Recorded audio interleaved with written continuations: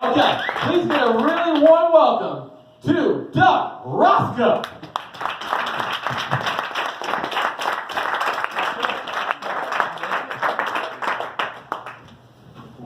This is very exciting. I've never done this before. How come you didn't tell me how cool it was out here? This is very cool. I'm sorry, this is very cool right now. Honey, this guy's not funny. You watch. I know, I can see you thinking that. Life is very confusing for me. I don't know how the rest of you do it. I'm very, very confused by all of this. I don't understand anything. I have no idea what's going on. I'm still confused about shit that happened to me 30 years ago. Example. When I was 10 years old, I had a violin teacher, and he was a Nazi. A real-life Nazi, not one of these blowtorch dorks Nazis, but like, this guy like loved Hitler, like that kind of Nazi, like a real Nazi.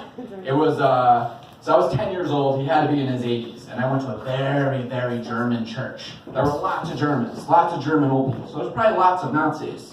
But only one violin teacher, and he was mine, Mr. Bill. Yeah, that wasn't his real name. His real name was Wilhelm van Fossen.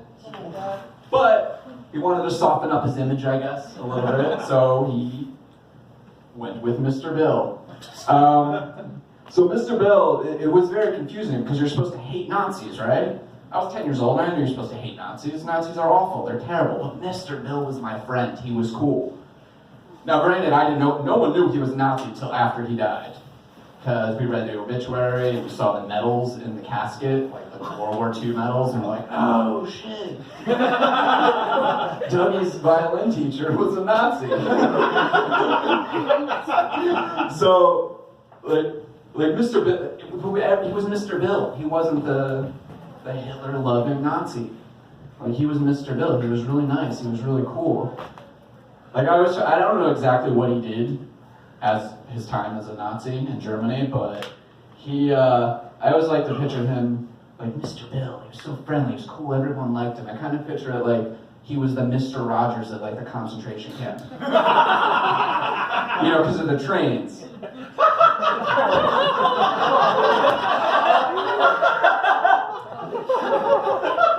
So anyways, I mentioned how Mr. Bill died, and everyone found out he was a Nazi. About him dying, I was there. It's kind of, this is where, once again, life is just very confusing. I can't make heads to tails about this story, about my interaction with Mr. Bill. It happened to be what turned out to be our last violin lesson together. It was after church, and him and I were in the rectory, and immediately after church, him and I would go there. He'd bring his little Nazi violin for me to play on, and I'd sit there, and he'd teach me a few frets and all that stuff that I don't remember at all. I still have the violin, but we'll get to that. So I'm sitting there, and him and I started our lesson, and I'm doing a little twinkle, twinkle, little star, and he just gets up and leaves after about the first 10 minutes. And he doesn't come back. And I'm just sitting there for about another 20 minutes or so. Usually our lessons last about 45 minutes or an hour. And this is the first time he's ever left me alone for 20 minutes. I was like, hey, this is pretty cool. Like, I'm learning the violin on my own. Now, Mr. Bill's sitting there making me nervous. Jittery around the Nazi, even though I didn't know it. It was the right instincts. So anyways, I hear a commotion after about 20 minutes. And turns out, cut to it, Mr. Bill went to the bathroom and died of a heart attack on the floor. So, I was 10 years old, taking violin lessons from a Nazi, and he left the room and died on a floor 20 feet away from me in the basement of my church. It's very perplexing. So, I have to say that again. I'm sitting here, this little boy, playing Twinkle, Twinkle, Little Star, and there's a Nazi 20 feet away, dying on the floor. That guy wanted to be Hitler's friend. And I'm that connected. I'm one step away from Hitler, as far as I see. Not a nice spot to be in. So I'm sitting there, and there's a Nazi dying. I'm playing Twinkle Twinkle Little Star. Well, actually, Mr. Bill, he didn't call it Twinkle Twinkle Little Star. He had like little Nazi variations to some of the songs. This was Twinkle Twinkle Little Star of David. Oh my God. And in this version, all the Nazis killed the Jews at the end.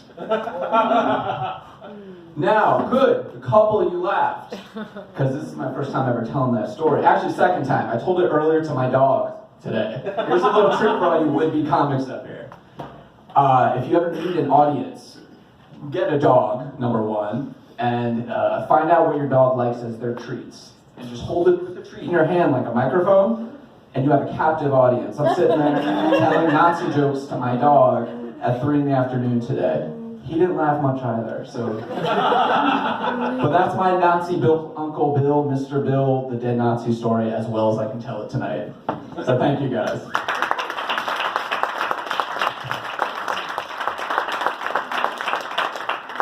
Don't rock though, everybody, keep it going. Every time we have a new comic coming to the stage,